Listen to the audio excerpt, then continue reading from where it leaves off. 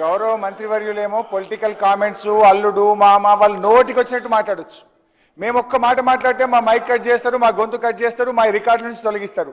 వారేమైనా కాళేశ్వరం గురించి మాట్లాడిందా? అన్ని అన్పార్లమెంటరీ అసందర్భమైన మాటలు మాట్లాడిండ్రు. మీ విజ్ఞతకే వదిలేస్తా. మీరు ఆలోచించి తొలగిస్తే ఇట్స్ మీ విజ్ఞత, సభ గౌరవం. లేదంటే కూడా we will live it to the wisdom of the people and you sir. Sir అధ్యక్ష, ఇప్పుడు మా ఆయనకు సమాధానం చెప్పాలంటే I will take another 20 minutes. మీరేమో నాకు మైక్ ఇయ్యరు, నేను ఏం చేయాలి? ఈరోజు డ్యామ్ ఫెయిల్యూర్స్ మాట్లాడుతున్నారు. వాస్తవానికి కాళేశ్వరం ప్రాజెక్టులో 100 కాంపోనెంట్లలో మేడిగడ్డ ఒకటి. ఆ మేడిగడ్డలో 85 పిల్లర్లలో 3 పిల్లర్లే పోయినాయి, మిగతా అన్ని ఇంటాక్ట్ ఉన్నాయి. ఇక్కడ ఉత్తమంగా గమనించాల్సింది ఏంటంటే, నేను అసెంబ్లీలో చెప్పిన విషయం చెప్తున్నా. Kaleshwaram is a beautiful project. ఎట్లా అంటే మంచి కాలమై మంచి వర్షాలు వస్తే ఎస్ఆర్ఎస్పి నుంచి మిడ్ మానేర్కు నీళ్లు వస్తాయి. We'll operate Kaleshwaram motors only from mid Manair. Average rainfall వస్తే మనము we will operate pumps from Yellampalli. Distress condition ఉండి కాలం కానప్పుడు, వర్షాలు పడనప్పుడు, ఎక్కడ నీళ్లు లేనప్పుడు కూడా తప్పకుండా నీళ్లుండేది Medigadda. Then only will operate pumps from Medigadda. ఇవాళ మంత్రి గారు మాట్లాడుతూ మేడిగడ్డ వాడకుండా కాళేశ్వరం ద్వారా నీళ్లు ఇచ్చినాము అంటాడు. ఎట్లా ఇచ్చినామని గాలి వచ్చినాయి అవి? ఎల్లంపల్లి నుంచి మిడ్ మానేర్కి వచ్చినాయంటే అవి కాళేశ్వరం మోటార్లే కదా. మిడ్ మానేర్ నుంచి ఈరోజు గలగల నీళ్లు మా అన్నపూర్ణ రిజర్వాయర్లో పారుతున్నాయంటే అవి కాళేశ్వరం ప్రాజెక్టుతోనే కదా. అక్కడి నుంచి ఇలా రంగనాయక సాగర్లో నీళ్లు పడుతున్నాయంటే కాళేశ్వరంతోనే కదా. రంగనాయక సాగర్ నుంచి మల్లన్న సాగర్, మల్లన్న సాగర్ నుంచి కొండపోచమ్మ సాగర్ ఇవన్నీ నింపుతున్నామంటే అవి కాళేశ్వరం మోటార్లు, కాళేశ్వరంలో కట్టిన రిజర్వాయర్లు. వాస్తవానికి అధ్యక్ష, ఇవాళ ప్రభుత్వం కాళేశ్వరం కూలింది, 1,00,000 కోట్లు పోయిందని ఒకవైపు చెప్తారు. ఇంకొక వైపు హైదరాబాద్కు కాళేశ్వరం నీళ్లు తెస్తామని 7,000 కోట్ల రూపాయలతో టెండర్లు పిలిచారు, ఇలా అగ్రిమెంట్లు చేశారు. మరి కాళేశ్వరం కూలేపోతే 7,000 కోట్లు హైదరాబాద్కు మంచినీళ్లు, మూసీలో గోదావరి నీళ్లు పోసేటి యాడికేలు వస్తున్నాయి, అవి కాళేశ్వరం నీళ్లు కావా?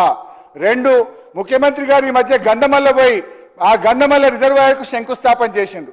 గంధమల్లకు నీళ్లు ఎక్కడి నుంచి పోతాయి? అవి కాళేశ్వరంలో భాగంగా కట్టిన మల్లన్న సాగర్ నుంచే పోతాయి కదా. సో అధ్యక్ష, నేను అనేది, ఒకవేళ మీరు ఒప్పుకుంటే అందరం కలిసి జర్నలిస్టులు, ప్రజా సంఘాలు, మీరు, మేము అందరం పోదాంపా. రంగనాయక సాగర్లో నీళ్లు పడుతున్నాయా లేవా? కాళేశ్వరంలో నీళ్లు పడుతున్నాయా లేవా? మల్లన్న సాగర్లో నీళ్లు వస్తున్నాయా లేవా? పోయి చూద్దాం పండి అందరం పోయి. ఇవాళ అనవసరంగా రాద్ధాంతం చేయొద్దు. కాలం మంచిగా అయింది, వర్షాలు బాగపడ్డాయి కనుక మనం ఎస్ఆర్ఎస్పి నుంచి ఎల్లంపల్లి నుంచే మోటార్లు ఆన్ చేసినాం, నీళ్లను వాడుకున్నాం. ఉత్తమ్ గారు సభను పక్కదో పట్టించే ప్రయత్నం చేసిండ్రు. ఏమని? లేలే మేడిగడ్డ నుంచి గిన్నె నీళ్లు తెచ్చినామన్నారు. గుడ్ ఇయర్లో we don't use Medigadda, we'll operate pumps from mid Manair. అక్కడి నుంచి లెక్క పెట్టండి ఎన్ని నీళ్ళు ఇచ్చినామో. In average year we'll operate pumps from only Yellampalli. We don't operate always Medigadda. మీరు ఓన్లీ మేడిగడ్డ లెక్క చెప్పి తక్కువ నీళ్లు వాడిందని సభను తప్పుదో పట్టించే ప్రయత్నం చేశారు. ఇంకోటి అధ్యక్ష, అసలు కాళేశ్వరంలో కూలింది 3 పియర్స్ మాత్రమే. దాన్ని రిపేర్ చేస్తే అయిపోయే పని అధ్యక్ష. మరి నేను అడుగుతా ఉన్నా, గతంలో ఎన్ని ప్రాజెక్టులు మన రాష్ట్రంలో కూలినాయి? మన రాష్ట్రంలో కానీ ఇంకో మాట, ఉత్తమ్ గారు మాట్లాడుతూ మిడ్ మానేర్ మీరే కట్టిండ్రు, ఎల్లంపల్లి మీరే కట్టిండ్రు అన్నారు. అయ్యా, తెలంగాణ వచ్చిన తర్వాత ఎల్లంపల్లి ప్రాజెక్టు మీద 2,052 కోట్లు ఖర్చు పెట్టి నీళ్లు నింపింది బీఆర్ఎస్. మిడ్ మానేర్ మీద 1,586 కోట్లు ఖర్చు పెట్టి దాన్ని పూర్తి చేసి నీళ్లు నింపింది బీఆర్ఎస్. ఈ విషయాన్ని కూడా గౌరవనీయులు ఉత్తమ్ గారు గమనించాలి. ఇక బ్యారేజీల విషయంలో ప్రపంచంలో ఎక్కడ జరగలే, ఇప్పుడేదో ఇక్కడనే జరిగింది. యాక్చువల్లీ ఇక్కడ కూలింది లేదు, కుంగింది. కానీ మొత్తం కాళేశ్వరం కూలిందని మీరు ప్రచారం చేశారు. అధ్యక్ష, మీరు కట్టిన శ్రీపాద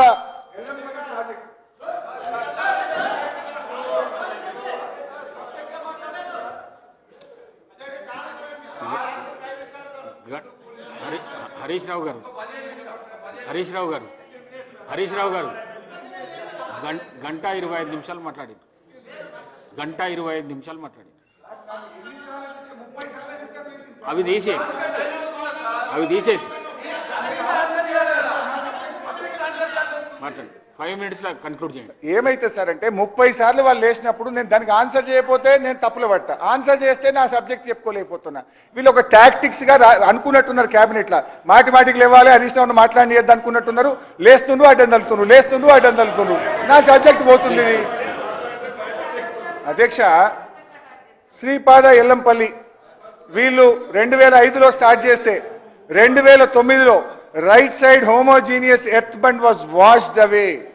అదేవిధంగా పాలెంవాగు జలయజ్ఞంలో చేపట్టిన పాలెంవాగు ఇది వరంగల్ జిల్లాలో ఉంటుంది. 2008లో పాలెంవాగు కొట్టుకుపోయింది, 2009లో కూడా పాలెంవాగు కొట్టుకుపోయింది. కడెం ప్రాజెక్టు మీరు కట్టిన కడెం ప్రాజెక్టు 1958లో మొదటి సంవత్సరమే కడెం ప్రాజెక్టు కూడా కొట్టుకుపోయింది.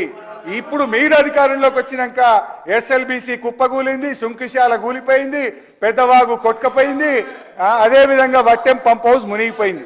కానీ ఇట్లా చెప్పుకుంటూ పోతే చాలా ఉన్నాయి. మహారాష్ట్రలో తివారీ డ్యామ్, ఇట్లే మధ్యప్రదేశ్లో కరం డ్యామ్, ఇట్లా చెప్పుకుంటూ పోతే ఈ దేశంలో 80 డ్యాములు దెబ్బతిన్నాయి.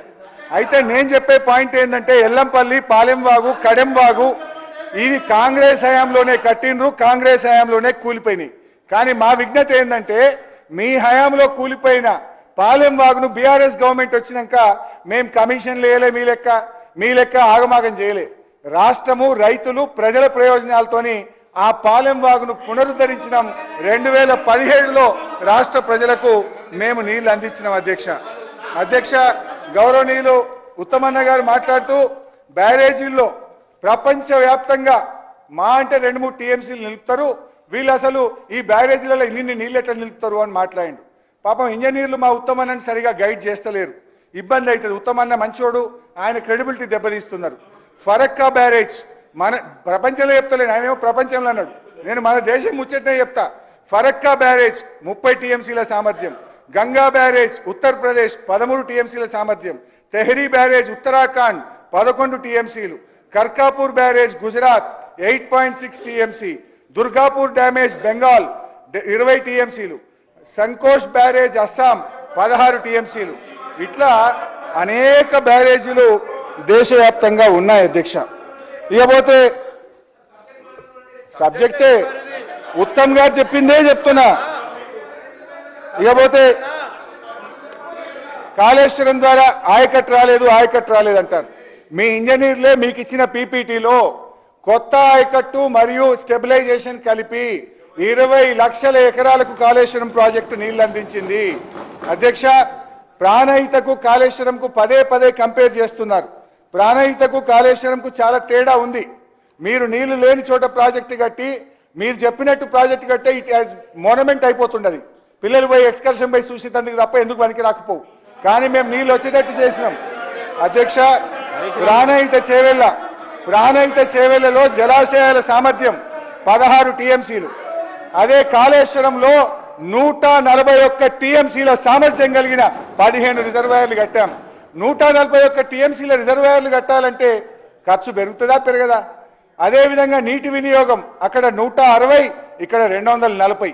అక్కడ ఆయకట్టు 16 లక్షలు, ఇక్కడ 37 లక్షలు.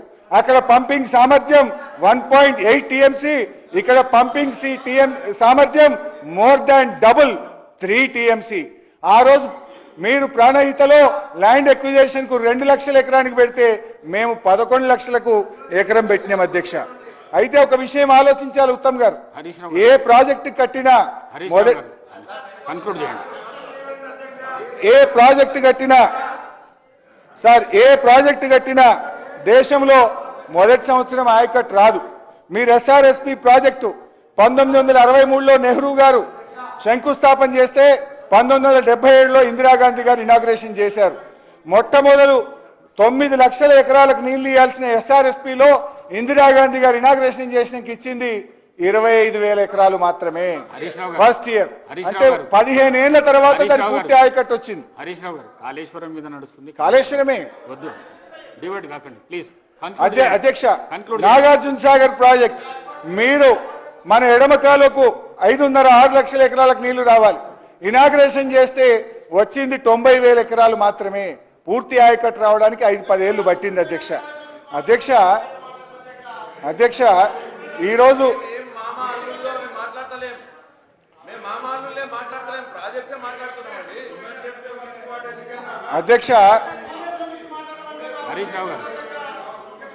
అధ్యక్ష ఇలా మీ హయాంలో ఎస్ఆర్ఎస్పి స్టేజ్ 2 కాలువల్లో తుమ్మలు మొలిచినాయి.